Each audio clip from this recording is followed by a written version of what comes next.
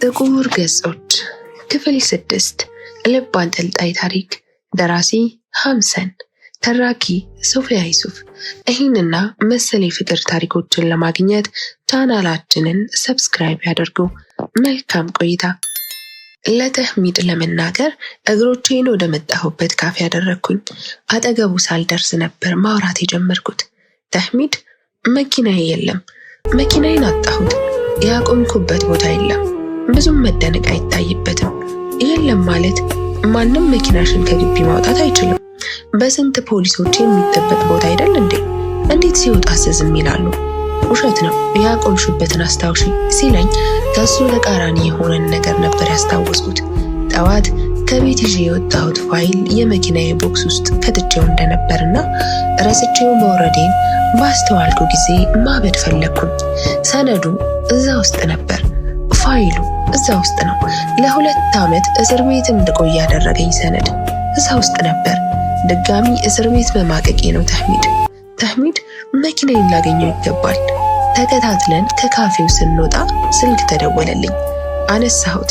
ከመኪና ጠባቂዎች ውስጥ አንዱ ነበር የደወለው። ጠበቃ መኪናሽ ተገኝቷል። ደርቄ ቀረሁ። ከመጣች ጀምሮ ምንም ላላለችው ዶክተር ሻይና ኩኪስ ይዤ ወደ በረንዳ ሄድኩኝ። ግቢውና ከመስታወት ባሻገር ደግሞ የሚታየውን ቤት በጥቂቱ እየኮመኮመች አገኘኋት። ደስ የሚል አየር አለ። የመኪናም ድምፅ አይሰማም። ከከተማው አሪፍ የአየር ለውጥ ነው የሆነልኝ አለችኝ። ስራ ነገሯን ወድጄላታለሁ። አዎ ደስ ይላል አልኳት።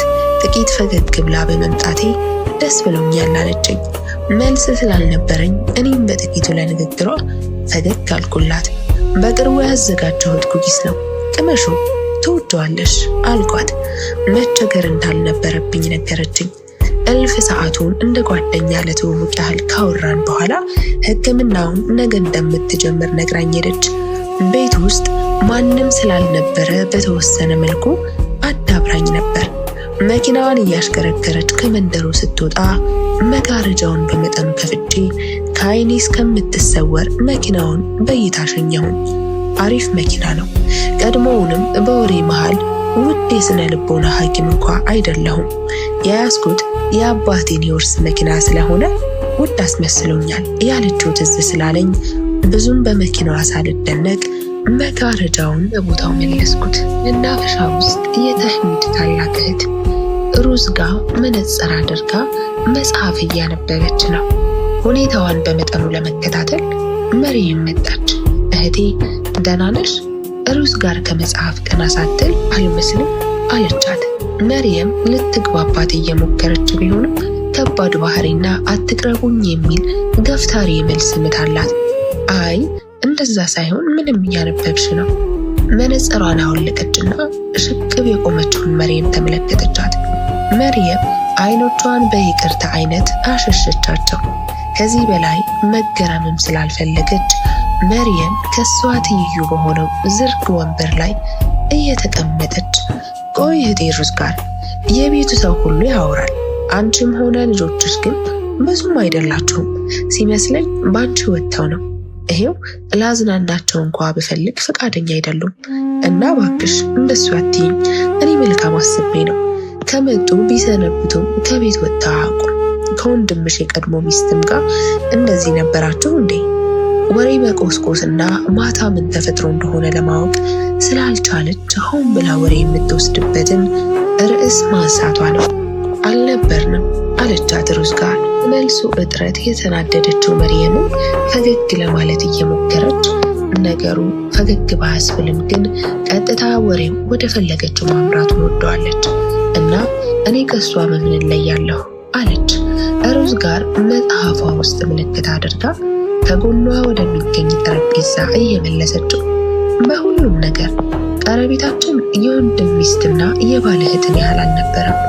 ማታ ምንም የተለየ ነገር አለመኖሩን ቃል ስላረጋገጠላት ስራዋ ከመክሸፉም ባለፈ በሰማቸው ነገር በመጠኑ ቅናት ቢጤ በሰራ አካላቷ ሲሰራጭ ይሰማታል። ፈገግ ለማለት ሞከረች። ነገሩ ፈገግ ባያስብልም እንኳ አሁን ደግሞ የወንድምሽ ሚስት እኔ ነኝ፣ ስለዚህ ከኔ ጋር ወዳጅ መሆን እንችላለን ብላ እጇን ዘረጋች። ሩዝ ጋር የተዘረጋ እጇን አተኩራ እያየች ሚስትነትሽን ወንድሜ እንጂ ቤተሰቡ አልተቀበለውም። መጽሐፏንና መነጽሯን ወደ አይኖቿ መለሰች። ድጋሚ ቦታው ጸጥ አለ። መርየም ሁሉም ነገር ከአቅሟ በላይ ሲሆን ተሰማት። አለመፈለግ ስሜት ውስጧን አራደው። የዘረጋችውን እጇን ጨብጣ ወደ ቦታው መለሰችውና ታያለሽ በሚል እይታ ዳግም ሩዝ ጋርን ተመለከተቻት። ሩዝ ጋር ሁኔታዋን ልታስተውል ከመጽሐፉ ቀና ስትል በእርሷው ላይ እንዳፈጠጠች ናት። ብዙ አትበሳጭ ሙሽሪት፣ ለልጃችሁ ጥሩ አይደለም። ይህ ቃል ይባስ አናደዳት። ተነስታ እየተመናቀረች ስትሄድ ሩዝ ጋር መነጽሯን አውልቃ መጽሐፉንም ወደ ጠረጴዛው መለሰች። አስቀይምኳት ይሆን ወይ የሚል ሐሳብም ሆነ ስጋት አልተሰማትም። ምኗንም ልትወደው ስላልቻለች ማለት ነው። የአሱር ሰላት አዛን ከየአቅጣጫው መስጊድ መሰማት ጀመረ። ኢማሙ በእርጋታ አሰላሙ አለይኩም ወራህመቱላህ፣ አሰላሙ አለይኩም ወራህመቱላህ። ከሰጋጆቹ መካከል የሚገኘው ተህሚድም ግራና ቀኝ በትከሻው በኩል ካሰላመተ በኋላ በእጁ ላይ ያለውን ተስቢህ እየቆጠረ ጥቂት መስጅድ ውስጥ ተቀመጠ። መስጅድ ውስጥ ከአንዳንድ ታዳጊዎች ውጪ ብዙም ሰው አልነበረም። እሱንም ከትምህርት ቤት ሲመለሱ አዛን ማለቱን ሲሰሙ በዚሁ ለመስገድ የገቡ ተማሪዎች መሆናቸውን የለበሱት ተመሳሳይ የደንብ ልብስ ወይም ዩኒፎርም ይናገራል። የእነሱን የትምህርት ቤት ህይወት በትንሹ ስላስታወሱት በመጠኑ ደስ አለው። እንደ ማንኛውም ሰው የትምህርት ቤት ህይወቱን ከሚናፍቁት መካከል ነው። ግን ይበልጥ የሚናፍቀው የትምህርት ዓለሙን ጨርሶ ጠበቃ ተብሎ የተሾመበት አጋጣሚ። አባቱ በመልካም ያስታውሰው ዘንድ ያንን ጊዜ ይወደዋል። አጋጣሚው የመጀመሪያ ሚስቱን የተዋወቀበትም ጊዜ ነው። ሕፃናት እኮ የ17 ዓመት ልጅ ልታገባ ነው? ከአባቱ የቀረበለት ጥያቄ ነበር። ሚስቴ ላደርግሽ እፈልጋለሁ፣ ግን እኮ ወንጀለኛ ነኝ፣ ግድ አይሰጠኝም። እየተሰማኝ ያለው ነፃ እንደሆንሽ ነው። እሱ ያንተ አመለካከት ነው። እኔ ግን ወንጀለኛነቴን ተቀብያለሁ። አባቴን በገዛ እጆቼ መትቼዋለሁ። ቂያማ በእኔ ምክንያት አለመቆሙን በራሱ እጠራጠራለሁ። አይኖቼ በእንባ ተሞሉ። መለስ ብላ ማንም ከሱ ውጪ ሊያገባትም እንደማይችል ተሰምቷታል። እሺ በይኝ፣ የሁሉንም ኃላፊነት እኔ መውሰድ እችላለሁ። በዛ ዕለት እጆቻቸውን ለኒካህ ተሰጣጡ። ከጌታዋ በታች ራሷን አደራ እንደሰጠችው ሁሉ እያሰበ ከመስጅዱ ወጥቶ ወደ መኪናው አቀና። መኪናዬን ከግቢ ውጭ ነበር ያገኘው። ተህሚድ ፖሊስ ሳያየው መኪናዬን እንዳልነካ ነገረኝ። ለፖሊስ ተደውሎ መጣ፣ ግን ምንም አይነት አሻራ አልነበረም። እየሰለጠነ ሰው ነው ይህን ያደረገው። እንደጠበቅኩትም ሰነዱም ሳይገኝ ቀረ። ስለዚህ የአንቺ ተነስቶ ድንገት መጥፋት ከዚህ ሁኔታ ጋር ይገናኛል ማለት ነው? አይ እኔ እየጠፋሁ አልነበረም፣ ግን ኑሮዬን ወደ ሌላ አካባቢ ለማድረግ አስቤ ነበር። ግራ እንደተጋባች በሚያስታውቅ አስተያየት ተመለከተችኝ። ያው ነው፣ መኖሪያሽንም ቀየርሽ ተነስተሽም ጠፋሽ ልዩነት የለውም። ከህግ እያመለጥሽ መሆኑ ግልጽ ነው። ልከራከራት አልሞከርኩም። ዝምታን መረጥኩኝ። ከኢሻ ስግደት በኋላ አጎንብሶ ሾርባ እየጠጣ ያለው ተህሚድ ከዶክተሯ ጋር ተስማማችሁ አለኝ። አዎ በተወሰነ መልኩ ለመግባባት ሞክረናል፣ ግን እስካሁን ስሟ ጁሃን መሆኑን ብቻ ነው የማውቀው። ስለኔ ግን ከጥቂት ብዙውን ነግሬያታለሁ። ለነገሩ ሕክምና የምሻው እኔ ስለ ራሴ መናገር ያለብኝ እኔ ስለምን ብዬ የግል ህይወቷን ለማወቅሻለሁ ብለህ ነው አልኩት። ራሱን በአዎንታ አንቀሳቅሶ ለውጥሽን ካሁኑ እያየሁ ነው። ከአንቺ ውጭ የሆኑትን ነገሮች ለመቆጣጠር አትሞክሪ። ልክ አሁን ስለ ግል ህይወቷ ግድ እንዳልሰጠሽ ማለት ነው። ራሴን በሽታ አንቀሳቀስኩኝ። እኔ ከድንበሬ ውጭ ስላለው ነገር ተጨንቄ አላቅም፣ ግን ስላንተ እጨነቃለሁ። ምክንያቱም የኔ ነህ። ስላንተ እናደዳለሁ። ምን አደርጋለሁ? ስለዚህ ዶክተሯንና ራስህን በአንድ ሚዛን አታስቀምጥ። እንደፈልግ ማወቅ እችላለሁ እኮ። ያን ያህል ከባድ አይደለም። በቅርቡ ከቱርክ መመለሷን ሰምቻለሁ። ላለፉት 10 ዓመታት እዛ ነበረች። 32 ዓመቷ ነው። ባለትዳርና የ4 ልጆች እናት ናት። አየህ፣ የተወሰነ ማወቅ ችያለሁ አልኩት። ቀና ብሎ ፈገግ እያለ ይሄው ማወቅ ችለሻል። አይመለከተኝም ያልሽው አንድም ነገር የለም። ስታጃጅኝ ነው። እኩል ሳቅን። በመሃል ስልኩ ከጠረጴዛው ላይ ጠራ። መርየም የሌሊት ልብሷን እንደለበሰች የመኝታ ክፍሉ በረንዳ ላይ ከብርዱ ጋር ለመግባባት እየሞከረች ነው። በግቢ ውስጥ ቁልቁል የሚታዩ ዛፎች ላይ የተጠመጠሙት አምፖሎች ጨለማውን ለማሸበር እየሞከሩ ነው፣ ግን መጨለሙን አልቀየሩትም። አሁንም አገረሸብህ። ወደ እርሻው ቤት ሄድክ፣ እናም ሚስት እንዳለህ ረሳህ፣ ነፍሰ ጡር መሆኗንም ጭምር። ብቸኝነትን መረጥክ። እንደ ማንኛውም ሰው ይሄ ሆን ተብሎ እየተደረገ ነው። እንደዛ ነው የሚሰማኝ። አትፈልገኝም አይደለም? ተህሚድ አይኖቹን በአይኖቼ ላይ እያሽከረከረ ጸጥ አለ። ስልኩን ካነሳበት ሰዓት ጀምሮ እያወራ አይደለም። ንገረኝ፣ ምነው አስፈራህ? ልጅህን አትቀበለውም አይደለም? እኔ ከዚህ ቦታ ልሂድ? እሱን ነው የምትፈልገው? ተህሚድ በረጅሙ ተነፈሰና እናቴ ጋር ጥሩ ሁኔታ ላይ ስላልሆነ ወደዛ ቤት ላልተወሰነ ጊዜ አልመለስም። ያወቀችው ነገር ቢሆንም ምንም እንዳላወቀች ሁሉ የምስኪን መንፈሷን ተላብሳ ለምን ጠየቀችው። በእናትና ልጅ መካከል ሊቀር የሚገባ ጉዳይ ነው። እኔ ባዕድ ነኝ በሚል የስላቅ ፈገግ አለች። እንደዛ ከሆነ ጥሩ። ሳትሰናበተው ስልኩን ዘጋችውና ወደ ቁም ሳጥኗ ሄደች። ሻንጣዋን ካልጋ ስር ጎትታ ካወጣች በኋላ የቁም ሳጥን ልብሶቿንና የምትፈልጋቸውን ዕቃዎች አልጋ ላይ ወደ ተቀመጠው ሻንጣ እያጓጓዘች መጨመር ጀመረች። በድጋሚ እዚህ ቤት መቆየት አልችልም። ሄደሻል። የማትመለሽ ይመስል በሩን ዘግተሽው ሄደሻል። ተቀባይ ባጣሽ ጊዜ ተመልሰሽ ታስከፍጭኛለሽ። መኖርሽን ሳልጠግበው መሄድሽ ይከሰታል። መሄድሽን ሳላጸናው መመለስሽ ይፈጥናል። እንደ መሬት ብደላደልሽ ጊዜ ተረጋገጥሽልኝ። እንደ ሰማይ ሰፋሁልሽና ብዙ ተጫንሽኝ። እንደ ተራራ ጸናሁልሽና ብዙ አፈረሽኝ። የህይወቴ ቃል ላንቺ ነበርና በዛው ላይ ነኝ። እኔ ብኖርም አንቺ ሄደሻል እያለ አምርሮ የሚቀጥል ጽሑፍ ነው። ተክዤ ያነበብኩት የሳጥኑን ልብሶች ሳስተካክል ድንገት ከተህሚድ ሸሚዝ ውስጥ ያገኘሁት ጽሑፍ ነበረ። ልጠይቀው ባስብ መታጠቢያ ክፍል ውስጥ ነው። አነበብኩት። ለኔ መጽሐፉ ግልጽ ነው። ደግሜ ያነበብኩት። ለዚህ ልክ የጎዳሁት አልመሰለኝም።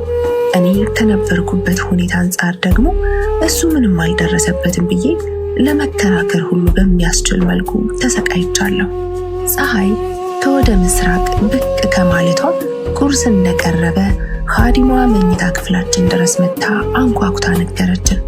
እኔ ላስተካክልልህ። ተህሚድ ከረባቱን ለማሰር ሲንደፋደፍ ልረዳው በማሰብ ወደሱ ሄድኩኝ። በራሴ ማድረግ እችላለሁ አለኝ እንደተኮሳተረ። በንግግሩ ቢከፋኝም ጸጥታን መረጥኩኝ። አይኖቼ እንባንባ ብሏቸዋል። የሥራ ቦርሳውን ላዘጋጅለት ወደ ጠረጴዛው ተጠጋሁ።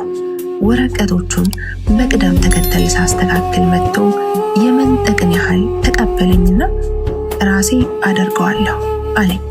ሰብስቦ ከክፍሉ ሲወጣ ተከተልኩት። ለምንድን ነው ፊት የምትነሳኝ? እኔ ስለ ሰነዱ መጥፋት ምንም የማውቀው ነገር የለም። አሁን በራሱ ጨንቆኛል። ቢያንስ ልታበረታታኝ መሞከር ነው ያለብህ። ልጠየቅበት እችላለሁና እስር ቤት እንዳልወረወር እየፈራሁ ነው። ተቀምጠን የሆነ ነገር እናስብ ውዴ፣ ካልሆነ የምንጎዳበት እድሉ ከፍተኛ ነው አልኩት።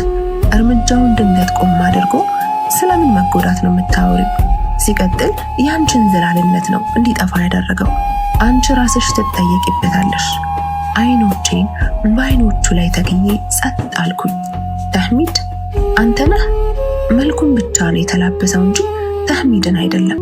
እኔን ማስከፋት ፈልገህ ነው ወይስ ከልብህ ነው? ንገረኝ። እኔን ብታጣት ትጎዳ፣ እኔ ግን እጎዳለሁ። ፊቱን አዙሮ እርምጃውን ቀጠለ። ደረጃውን እየወረድን ነው። መልስ ሳይሰጠኝ ወደ ሳሎን ሄዶ የቁርስ መርሃ ግብሩን ተቀላቀለ። እኔም ተቀላቀልኩ። ብዙ ሳይበላ ተነሳ። አብሬህ ልምጣ? ተነሳሁ። እሱ ግን ራሴ እንድመጣና እንዳልከተለው ነግሮ ሄደ። ከቀድሞ በላይ ከፋኝ፣ ግን ምንም ለማለት አልሞከርኩም። ከቤት ወጣሁና ወደ መኪናዬ ገብቼ ጉዞ ጀመርኩኝ። አውራ ጎዳናው ተጨናንቋል። ይባስ ብሎ መስቀለኛ መንገድ ላይ የትራፊክ መብራት ይዞም ስለነበር ሰዓቱ እየከነፈ ነው። ውስጤ በጣም ፈርቷል። ተህሚድም እንዳኮረፈኝ መሆኑና እኔን ማናገር አለመፈለጉ ሌላ አሉታዊ ጉዳት በእኔ ላይ ነበረው። የትራፊክ መብራቱ ሲፈቅድልን መጓዝ ቀጠልኩኝ። ወደማልታወቅበት መሄድ አሰኘኝ፣ ማንንም ወደማላውቅበት። ስለዚህ መኪናውን ወደ ስራ ቦታ ሳይሆን ወደ አላስካ። ምን ነው ውዴ፣ እያለቀሽ ነው እንዴ? ተህሚድ ከመታጠቢያ ክፍሉ ወጥቶ ነበር። ደግሞ የያዝሽው ወረቀት ምንድን ነው? እምባዬን እየጠረኩ ስለ እኔ የጻፍክበት ወረቀት ነው። ምን ነው አታስታውስም? ቆይ እኔ ነበርኩ የሄድኩት። አንተ ከተቀመጥኩበት አልጋ ተነሳሁ። እንደረጋጋ በእጁ እያመላከተኝ ምን ነካሽ? ቆይ ተረጋጊ። ወደሱ ተራመድኩኝ። አንተ ነበርክ ብቻዬን እንድወጣው ስታደርገኝ የነበረ እና ካለ የኔም አለመኖር እንደማይጎዳ አምነህ ነበር። ታዲያ ምንድነው የተቀየረው? ደግሞ አታፍርም? እንደ ተራራ ተከምሬ ተናንሼ እያልክ ትጽፋለህ። አንተ አይደለህም እንዴ እንደሄድ ያስገደድከኝ? ንገረኝ እስኪ፣ እኔ በራሴ ተነስቼ የጠፋሁ? ተህሚድ ወደ ቁም ሳጥኑ ተራመደ። ቆይ ቢያንስ ልብስ ልልበስ። ይህንን ሲል የቤቱ የመጥሪያ ደውል አቃጨለ። ልከፍት ሲሄድ እኔ ከፍታለሁ ቆይ አለኝ። አሁንም እንደተናደድኩ ቆሜ የሚሆነውን ተመለከትኩ። በሩን ሲከፍተው ሻንጣዋን ያስቀደመች ሴት ከፊት ለፊቱ ቆማለች። መርየም፣ የእናንተ ባህል ምን አይነት ነው? እንግዳ አቀባበል ይጎላችኋል። ፈገግ አለች። ካለፈው ምሽት መርየም ወደ ልብስ ሳጥኑ ደርሳ ወደ አስቀመጠችው ክፍል ሻንጣ ልብሶችን እያጓዘች ብቻዋን ታጉረመርማለች። እዚህ ቤት አልቆይም፣ እዚህ ቤት ተመልሼ አልመጣም። በዚህ መሃል ስልኳ ጠርቶ ተግባሯን እንድታቋርጥ አስገደዳት። የደወለችው እናቷ ነበረች። ልጄ ደህና ነሽልኝ? መርየም የጨለማውን ንፋስ ከክፍሉ እኩል ለመጋራት ወደ በረንዳው እየወጣች እማዬ፣ ጥሩ ስሜት እየተሰማኝ አይደለም። ተህሚድ ሄዷል እና ዳግም እጄ ውስጥ የማስገባበት ምክንያትም ሆነ ችሎታ የለኝም። ወደዛው ልመጣ ሻንጣይን እያሰናዳሁ ነው። አንደበቷ በእንባ እየተዘጋ እናትም እንደማይሆንና ተጨማሪ ምክንያት እንደሚፈልጉ ነግራት እስከ አጋማሽ ሌሊት ይሆናል ያዋጣናል ያሉትን ምክረ ሀሳብ ሁሉ ሲያውጠነጥኑ እንዳደሩ መርየም በአይነ ህሊናዋ ተመላለሰ።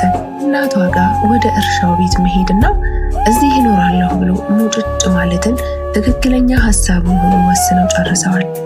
መርየም ፈገግ ብላ ከቆመችበት ወደ ተህሚድ ተራመደች። ናፍቀኸኛል ስትል አንሾካሾከች። እንደ ሕፃን እቅፍ ውስጥ ተወሽቃ የተህሚድ ልብ ምት የሚዳቆን ያህል ሲነጥር የፈረስን ያህል ሲጋልብ በጆሮዋ ይሰማታል። ለደቂቃዎች በደረቱ ላይ ተለጥፋ ቆይ ምን አይነት ቅጣት ነው ሐቢቢ? ሳያቸው አስጠሉ። ብቻም ሳይሆን ልክ እንደ አስራዎቹ ሕፃናት ያህል ቀፈፉን። ቆይ ምን አይነት ድራማ ነው? እሷ አትለቀውም፣ እሱም እንድትለቀው ምንም አይነት ንግግር አያደርግም። እዚህ ካንተ ጎን ካንተ ጋር መሆን ነው የምፈልገው፣ እዚህ ለመኖር ነው የመጣሁት ስትል ወደ ማብሰያ ክፍል ሄጄ የተቀመጥኩኝ። ላለማየትም ላለመስማትም ምናልባት ከበሩ እንደሚመልሳት እርግጠኛ ነበርኩኝ፣ ግን አልሆነም።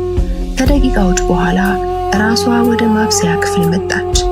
ነገር እንደጠማኝ ሁሉ በነቂስ እየተመለከትኳት ውሃ መጎንጨት ጀመርኩኝ። አይኖቼ ፍም መስለዋል። ዳግም ከማብሰያ ክፍል ወጣችና ይህቺ እነ ማኢዳ ሞግዚት አልነበረች እንዴ? እስካሁን አልሄደችም? ምን ትሰራለች? ለስለስ ብላ ነበር የምትጠይቀው። ቆይ እንዴት ነው በዚህ ልክ የዋህ መሆንና ጥሩ መምሰል የቻለችበት? ነገሩ ሁሉ አልገባኝ ሲል ሞግዚት ነው ያልሽው? ጠየኳት ፈገግ ብላ። አዎ አላስታወሽኝም? በባለፈው መጥቼ ነበር እኮ ቢያንስ ከ4 ወር በፊት። አላስታወስኩሽም። ተህሚድ ከጀርባዋ ሆኖ ምንም እንዳልል ተማጸነኝ። መልሼ ፈገግ እያልኩኝ አዎ ሞግዚታቸው ነበርኩኝ። አሁን ግን ቀሪ ቤተሰብ ስለሌለኝ እዚህ መሆን የምችል እንደሆነ ብዬ አቶ ተህሚድን አስፈቀድኩት አልኳት። አሃ ነው እንዴ? ፈገግ አለች። በቃ እንግዳውስ እህታማቾች መሆን እንችላለን። ስምሽን ማን በል የኔ እህት? እጇን ዘረጋች። ተህሚድን አየሁት። ተጨንቋል። የተዘረጋ እጇን እየጨበጥኩኝ ናይላ እባላለሁ አልኳት። ምናልባት ከዚህ ቀደም ስሜን እንደምትሰማው እርግጠኛ ስለነበርኩኝ አይዳ ልላት አልደፈርኩም። መርየም ነኝ። እኔ ደግሞ መሪም እባላለሁ። የተህሚድ ሚስት ነኝ። ሚስት ነኝ የሚለው ቃል እየተጫነችው ተህሚድን ተመለከትኩት። እሱም እኔ ላይ እንዳፈጠጠ ነው። ማሻአላህ ስላንቺ ብዙ ብሎኛል እህቴ። አቶ ተህሚድ አንተ ከገለጽካት በላይ ሚስትህ በጣም ቆንጆ ናት። አይኖቼ እንባ ቀረሩ። ዞራ ተመለከተችውና ፈገግ አለች። እዚህ ለመኖር ነው የመጣሁት። የከተማውን አየር ለመቀየር ይሆናኛል ብዬ ስላሰብኩኝ ራሴን በአዎንታ አንቀሰቀስኩላት። በቃ በጣም ደክሞኛል ውዴ፣ ገብቼ ትንሽ ልረፍ። ሻንጣዋን እየጎተተች ወደ መኝታ ክፍል ሄደች። እኔ አልጋ ላይ ነው የምትተኛው? ተህሚድ ድምፅሽን ቀንሺ በሚል ምልክት ሰጠኝ እና የኔን ልብሶች ገፍታ ነው ልብሶቿን የምታስቀምጠው። ተህሚድ ተጨነቀ። አይዳ በአላህ ይሆንብሽ፣ ትሰማለች፣ ዝም በይ። ራሴን በአዎንታ አንቀሳቀስኩኝ። በጣም ጥሩ፣ ሁሉም ቀላል ነው። ማታ ከማን ጋር ነው የምታድረው? ከመኝታ ክፍሉ መጣራት ጀመረች። መርየም እህቴ ነይላ። ከመንገዴ ላይ ገፍትሬ ወደ መኝታ ክፍሉ ስገባ የኔን ልብሶች ከሳጥኑ እያወጣች መሬት ላይ እየጣለች አገኘኋት። ከደቂቃዎች በፊት የተናገርኩት ሁሉ ተግባራዊ የሆነ ነው። በጣም ጥሩ። ሁለታችንም ተያየን። እናደድም ምንም እንዳልተፈጠረ ሁሉ ጸጥ አልኳት። ሳጥኑ የሶስት ሰው ልብስ አይችልም ብዬ ስላሰብኩ ነው። ይህ የሐቢቢ የቀድሞ ሚስቱ ልብሶች ይመስሉኛል። የት ላድርጋቸው? ንዴቴን ዋጥ አድርጌ አስቀድመሽ ልትነግሪኝ ይገባ ነበር፣ ምክንያቱም ከሳጥኑ አውጥተሽ ከመጣልሽ በፊት። አሁን ግን ወለል ላይ ስለጣልሻቸው አጎንብሼ የሰበሰብኳቸውና ከመኝታ ክፍሉ ወጣሁ። ልብሶቼን እንደያዝኩ የተመለከተው ተህሚድም ወዴት ልትሄጂ ነው ጠየቀኝ። ሚስትህ ናት እንደወስድላት ያዘዘችኝ። አልፌው ሄድኩኝ። እሱም በተቃራኒ ወደ መኝታ ክፍሉ ገባ። መርየም ምን እያደረግሽ ነው? እነዚህ እኮ የአሂዳ ልብሶች ናቸው። የራሷን ልብሶች እየሰቀለች ነበር። አዎ፣ ግን አሁን እኔ ልለብሳቸው አልችልም። መቼስ ዕቃ ማስቀመጫ ስቶር ውስጥ እንድታደርጋቸው ለእህት ነይላ ነገርኳት። ምን አጠፋሁ? የኔን ልብሶች የት ላስቀምጥ እችል ነበር ታዲያ? ቁርስ ማቀራረብ ጀመርኩኝ። እነሱ ገና ምክክራቸውን አልጨረሱም። ወደ መኝታ ክፍሉ ተጠግቼ አንኳኳሁ። አቶ ተህሚድ ቁርስ ደርሷል። የመርየም መልስ ተከተለ። እንመጣለን እህቴ። እስከሚከፈት አልጠበቅኩም። ብቻ ወደ ማብሰያ ክፍሉ በሚገኘው ጠረጴዛ ላይ ለቁርስ ይሆናሉ ያልካቸውን ነገሮች አቀራርቤ መጠበቅ ጀመርኩኝ። ነገር ግን አንዳቸውን ብቅ አላሉም። በእነሱ ምክንያት እኔ ራበኝ። ሲጀመር ለተህሚድ እንጂ ለሷ ብዬ አይደለም። በዕለቱ የታተመውን ጋዜጣ እየተመለከትኩ መርየም መጣች። ቁርስ አንቺ ነሽ ያዘጋጀሽው? ሁቢ ክፍላችን እንድንበላ ነው የፈለገው። በጠረጴዛ ላይ ያለውን ምግብ በሰርቪስ እያደረገች ወሰደች። ሁኔታዋ ግር እያሰኘኝ መልካም ማዕድ አልኳት። ምላሿ ፈገግታ ነበር። ከደቂቃዎች በፊት ሙሉ የነበረው ጠረጴዛ አሁን ባዶ ነው። ተነስቼ ወደ መጥበሻው ሄድኩኝ። እሱም ባዶ ነው። ለራሴ የሚሆን ያስቀረሁት ምንም ነገር የለም። ምን አይነት ሰው ነኝ? በድጋሚ ለራሴ ማብሰል ይጠበቅብኝ ነበር። ማን ይመጣልኛል? ለራሴ መሆን የምችለው ራሴ ብቻ ነኝ። ራሴን ታዘብኩት። መታገስ ብዬ የሰጠሁት መልእክት ልክ አይደለም። ይሄ ጅልነት ነው። ይሄ መታገስ አይደለም። ህይወት በዚህ መልኩ መቀጠሉ በጣም አስቸጋሪ ነው። ተከታትለው ከቤት እንደወጡ ዶክተር ጁሃን መጣች። ብዙ እየተነጋገርን ከቆየን በኋላ እና ምን ተሰማሽ አለችኝ። በረንዳ ላይ ነበር። እጆቼን አጣጥፌ በጠረጴዛው ላይ ጋደም እንዳልኩኝ ነኝ። ምንም እየተሰማኝ አይደለም ዶክተር፣ ምንም ባዶነት ነው እየተሰማኝ ያለው። መርየም እዚህ ቤት መኖር ጀምራለች። እሱ ሳይሆን የሚያመው የምታደርጋቸው እያንዳንዱ እንቅስቃሴዎች የታሰበባቸውና የታቀደባቸው ነው የሚመስሉት። እንደዛ እንዳልል ደግሞ ማንነቴን አታውቅም። ስለዚህ ምንም ማስረጃ የለኝም። መርየም ሆን ብላ እየጎዳችኝ ነው ማለት አልችልም። እንድታውቅኝ ፈለግኩኝ፣ ግን ደግሞ ብዙ ነገሮቹ እንደሚበላሹ ነው የተሰማኝ። እና ታዲያ አሁን የት ሄዳ ነው? ተነስቼ ተስተካክዬ እየተቀመጥኩ ከባሏ ጋር ሄዳለች አልኳት። ፈገግ ብላ ባልሽን ባሏ ማለት ጀመርሽ? አብራኝ ፈገግ እያለች አዎ አይሻልም? ምንም መልስ ስላልነበራት ጸጥ አለች። ቆይ ቅድም መጋገሪያ ውስጥ ያደረኩት ኬክ ነበር መጣሁ ብያት ወደ ውስጥ ተመለስኩኝ። ከስነ ልቦና ዶክተሬ ጋር አሪፍ ቀረቤታ እየኖረን ቢሆን በሳምንት 3 ቀን ስለሆነ የምንገናኘው የተቀሩትን ቀናት በጭንቀት ለመግፋት ተገድጃለሁ። ማሻአላህ በጣም ይጣፍጣል። አሁን ቀጥይልኝ፣ የሚሰማሽን ንገሪኝ። ምናልባት ያንቺ ሁኔታ ጭንቀት ሊሆን ይችላል፣ የመንፈስ ጭንቀት ወይ ኃላፊነት ጭንቀት፣ ብዙ ነገር እንደተደራረበብሽ እያየሁ ነው። ክፍል 7 ይቀጥላል።